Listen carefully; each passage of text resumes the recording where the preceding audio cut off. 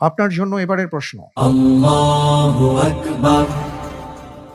আর যদি তোমরা প্রতিশোধ গ্রহণ করো তবে ওই পরিমাণ প্রতিশোধ গ্রহণ করবে যে পরিমাণ তোমাদেরকে কষ্ট দেয়া হয়। যদি সবর করো তবে তা সবরকারীদের জন্য উত্তম।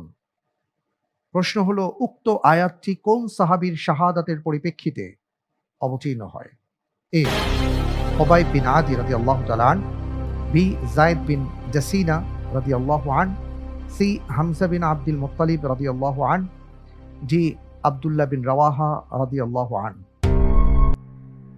ইন্টেলিজেন্ট প্যানেলের সহায়তা চাচ্ছি। আচ্ছা, ইন্টেলিজেন্ট প্যানেলের সহায়তা দেয়া হোক। লক করা হোক অপশন সি, হামজা বিন আব্দুল মুত্তালিব।